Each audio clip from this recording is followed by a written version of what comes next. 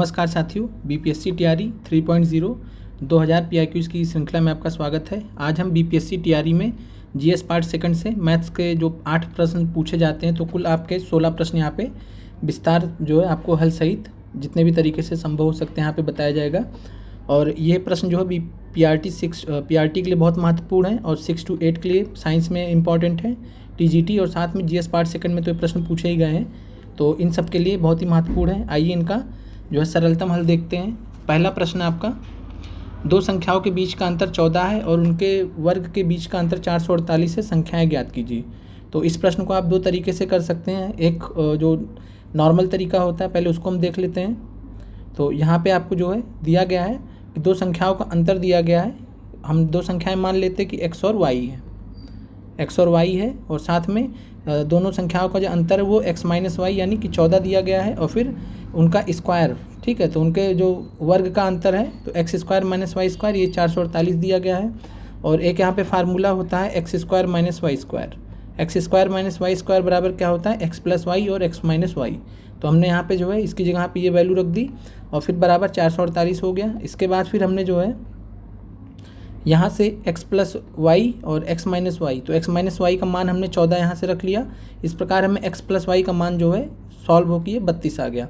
अब x plus Y का जब मान 32 आ गया तो हम यहाँ पे ऑप्शन भी लगा सकते हैं, बाई ऑप्शन। और जब बाई ऑप्शन हम चेक करेंगे कि दो संख्याओं जो आपको ऑप्शन में दिए गए हैं जिनका मान 32 आ रहा होगा वो आपका आंसर हो जाएगा। तो इस प्रकार आप पाएंगे कि जो 23 और 9 दिया गया है बस वही 32 पहुँच रहे हैं, बाकी और कोई विकल्प नहीं पहुँच रहे, तो ये हो गया। इसके अलावा आप पूरा इसको सॉल्व कर सकते हैं। तो x माइनस वाई 14 दिया ही था, x प्लस वाई 32 निकाला है, इन दोनों को आपस में सॉल्व करेंगे तो आपका x का मान 23 आ जाएगा। और फिर x माइनस वाई बराबर 14 में रख देंगे तो y का मान आपका 9 आ जाएगा। तो इस प्रकार 23 और 9 आपका आंसर आ जाएगा, पहला चीज़। फिर दूसरा है कि आप बाई ऑप्शन चले जाइए। बाई ऑप्शन में आपने जो है ऑप्शन लिया और वहाँ पे जो है बोला गया दो संख्याओं का अंतर है 14, तो 23 माइनस 9, दो संख्याएँ जो ऑप्शन में दी गई 23 और 9 को हम लेते हैं पहले यहाँ पे जो हमारा आंसर है। वैसे ही आपको अन्य विकल्प भी चेक करने रहेंगे अगर आप इस तरीके से नहीं जाते हैं। तो यहाँ पे आपको 23 का स्क्वायर और 9 का स्क्वायर, ये आपका 529 माइनस 81, ये आपका 448 आ गया, ठीक है। तो आपका ये आंसर हो जाएगा बाई ऑप्शन। और यही चीज़ आप जब यहाँ पे लगाएंगे 25 माइनस 11 14 आ जाएगा, ठीक है। लेकिन 25 का स्क्वायर माइनस 11 का स्क्वायर, ये 448 आना चाहिए, नहीं तो हमारा ये सेटिस्फाई नहीं करेगा। तो 625 माइनस 121, ठीक है। तो 625 माइनस 121 और 5 में से 1 गया 4 आया, आना था अंत में 48, ठीक है, 8 आना था, तो ये हो नहीं सकता। इसी प्रकार 20 वाला भी चेक कर लेंगे, 20 का स्क्वायर माइनस 6 का स्क्वायर, तो 20 का 400 होता है, 6 का 36 होता है। तो इस प्रकार आप देख सकते हैं 448 से बहुत कम है। तो आपका जो आंसर हो जाएगा वो हो जाएगा 23,9। तो आप दो तरीक़ों से इस प्रश्न को कर सकते हैं। आगे बढ़ते हैं। प्रश्न है, दक्षा ने 180 रुपये में कई पेन खरीदे। यदि उसने समान राशि के लिए 3 और पेन खरीदे होते तो प्रत्येक पेन की कीमत 3 रुपये कम होती। तो बोला जा रहा है कि इन्होंने जो है 180 रुपये में पेन खरीदे हैं, ठीक है। और इसमें बोल रहे कि इसी समान राशि के लिए यानी 180 रुपये में 3 पेन और खरीद, जितने पेन खरीदे थे उससे 3 और खरीद लिए होते तो प्रत्येक पेन की कीमत 3 रुपये कम हो जाती। और इसमें यहाँ पे पूछा गया कि उन्होंने कितने पेन खरीदे होंगे। तो यहाँ पे बाई ऑप्शन हम जाते हैं और बाई ऑप्शन यहाँ पे जो आपका आंसर जो 12 है, तो बाई ऑप्शन हम चेक कर लेते हैं। आइए इसका विकल्प देखते हैं, आंसर कैसे निकालेंगे। तो 12 पेन हमने मान लिया कि 12 पेन हमारा आंसर है, ठीक है। तो 12 पेन को हमने कितने रुपए में खरीदा, 180 रुपये कुल है हमारे पास, तो एक पेन का मान हो जाएगा 180/12 यानी कि 15 रुपये, पहला चीज़।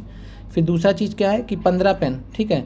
जब यहाँ 12 से अब यहाँ पे जो है देखा जाए तो 12 पेन थे, अब 12 पेन से हमें कितने तीन ज़्यादा लेने हैं, प्लस 3 ज़्यादा लेने हैं, तो 15 पेन हो गए। अब 15 पेन हमें उतने ही रुपए में, 180 रुपये थे यहाँ भी, 180 यहाँ भी है, तो 15 पेन 180 में जब होंगे तो एक पेन की कीमत कितनी हो जाएगी, 180/15, तो ये आपका 12 आ जाएगा। अब यहाँ 15 आया था, यहाँ 12 आया, देखिए 3 का अंतर आ गया ना, तो 3 यहाँ पर कम हो गया। तो इस प्रकार आपका ये बाई विकल्प जो है, विकल्प के साथ में आपका ये आंसर हो जाएगा 12। और यही आप 14 और 16 पे लगाएंगे यही तरीका, तो आपका वहाँ नहीं काम करेगा।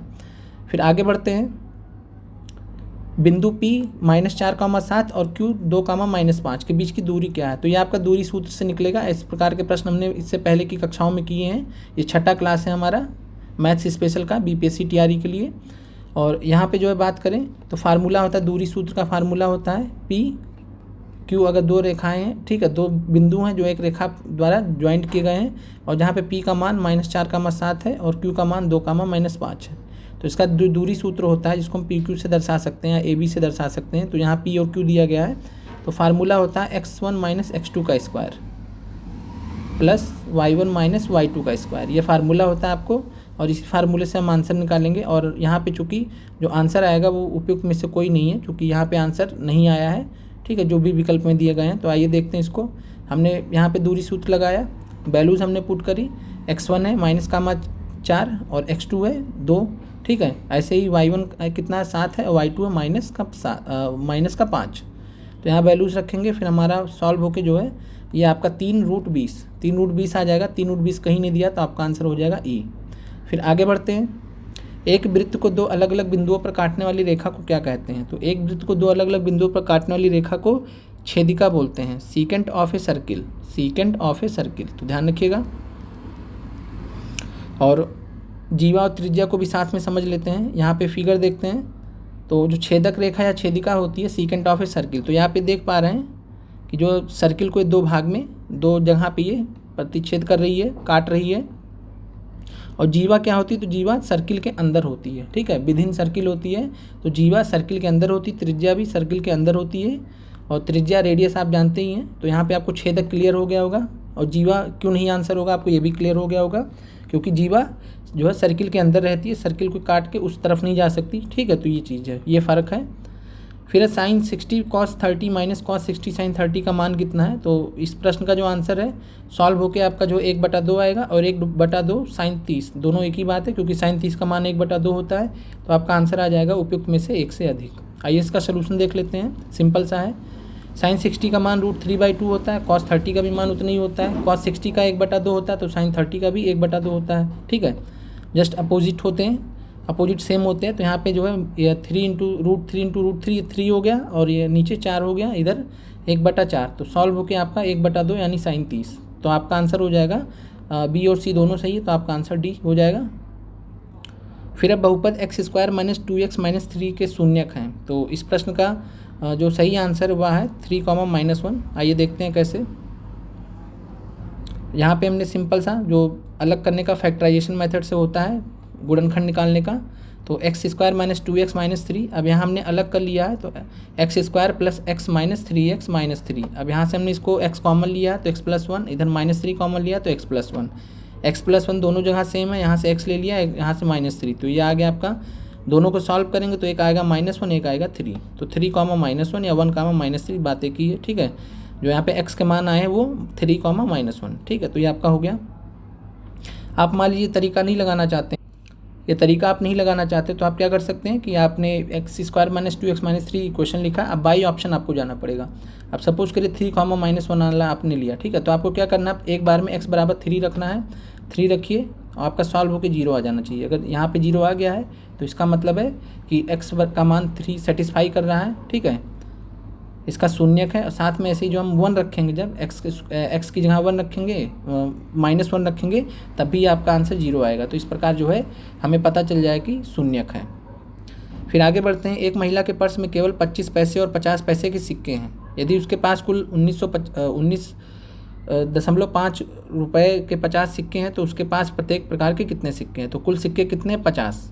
तो पहले विकल्प से ही देख लेते हैं। तो 23, 27, 50 होते हैं, 22, 28, 50 होते हैं, 24, 26, 50 होते हैं। अब आइए यहाँ पे समझते हैं कि जो 25 पैसे है, अब आप खुद सोचिए कि जो 25 पैसे होते हैं कितने रुपए के बराबर होते हैं। तो आप कहेंगे कि 25 पैसा जो है 1 रुपये का कितना होता है? 1/4 होता है, तो 1/4 रुपया होता है 25 पैसा। ऐसे 50 पैसा कितना होता है? तो 1/2 रुपया हो जाएगा, ठीक है।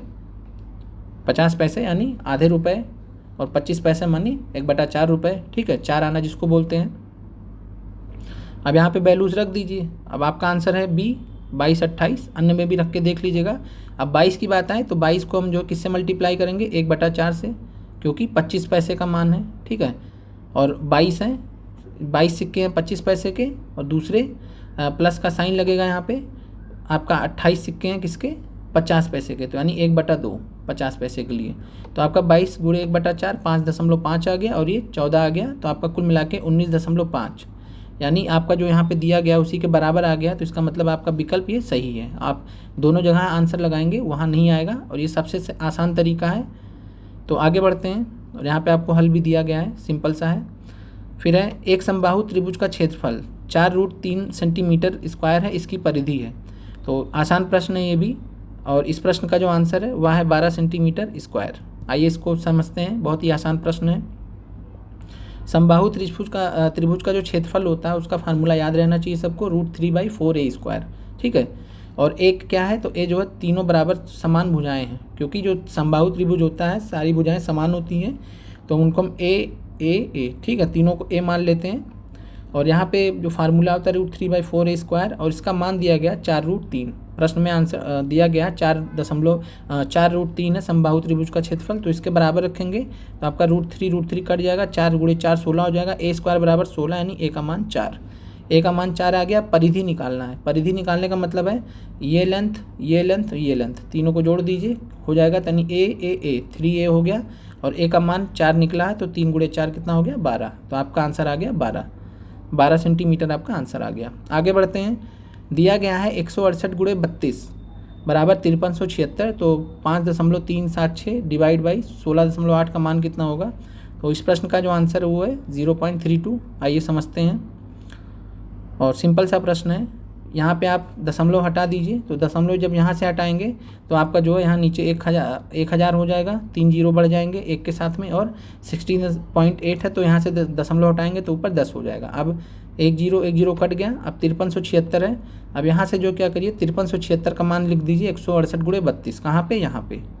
ठीक है, तो 168 × 32 और नीचे जो दिया गया है पहले से वो है, और सॉल्व होकर आपका 0.32 आंसर आ जाएगा। आगे बढ़ते हैं।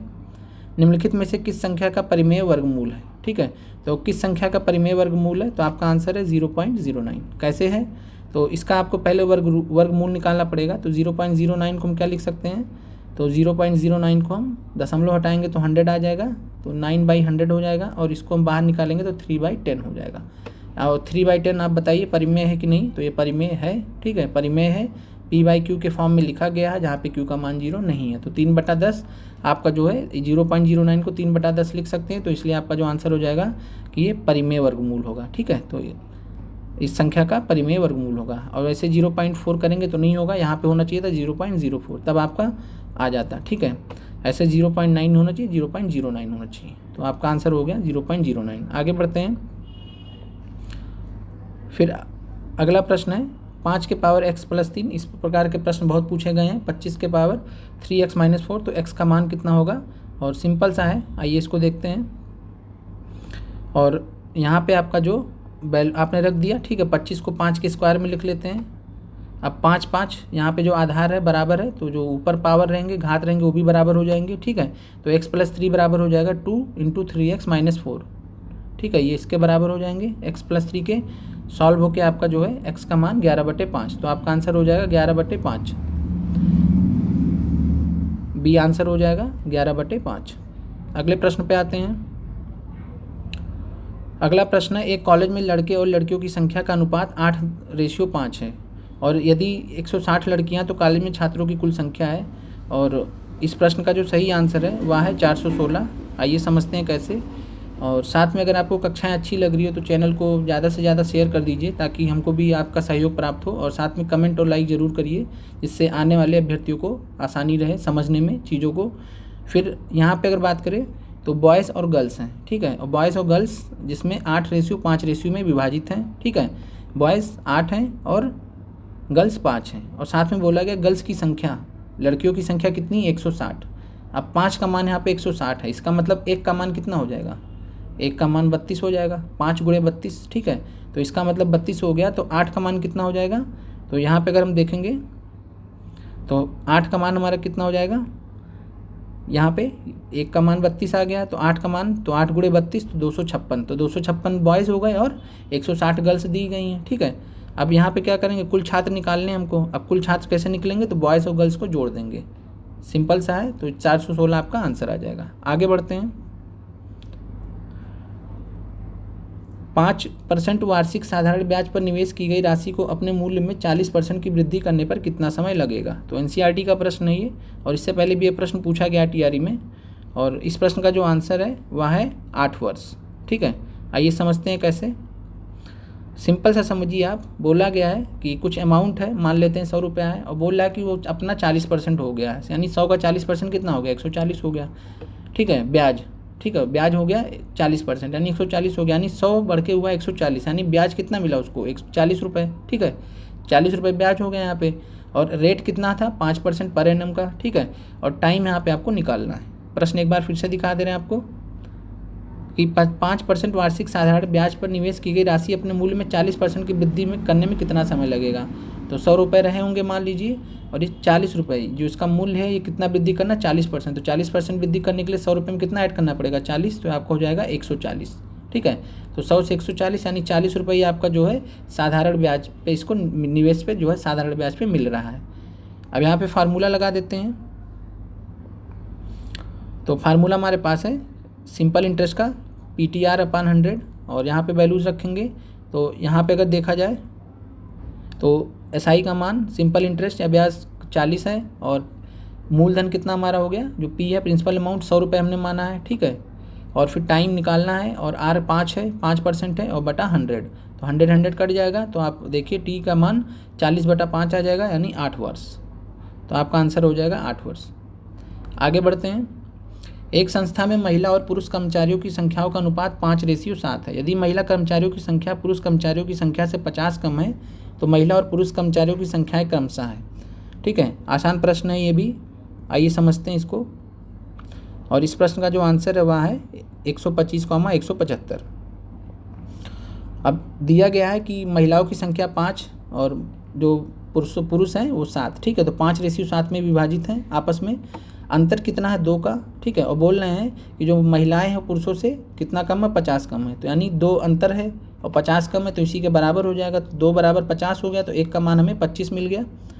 और 1 का मान जब 25 मिल गया, तो यहाँ पे 25 से मल्टीप्लाई कर देंगे, यहाँ पे 25 से मल्टीप्लाई कर देंगे। ठीक है, तो आपका मान आ जाएगा महिलाओं का 5 × 25 125, और पुरुष का 7 × 25 175।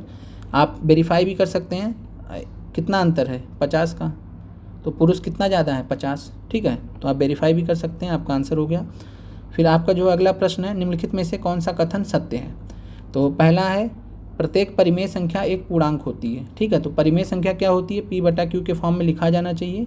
ठीक है, और पूर्णांक क्या होता है, तो पूर्णांक आप जो है जानते हैं कि निगेटिव में भी होता है और पॉजिटिव में भी होता है। 0 से कम भी हो सकता है, 0 से ज़्यादा भी हो सकता है, लेकिन परिमेय संख्या 0 से कम नहीं हो सकती। ठीक है, तो परिमेय संख्या 0 से कम तो हो नहीं सकती, तो प्रत्येक परिमेय संख्या पूर्णांक तो नहीं हो जाएगी, है ना। तो आपका ये ऑप्शन गलत है।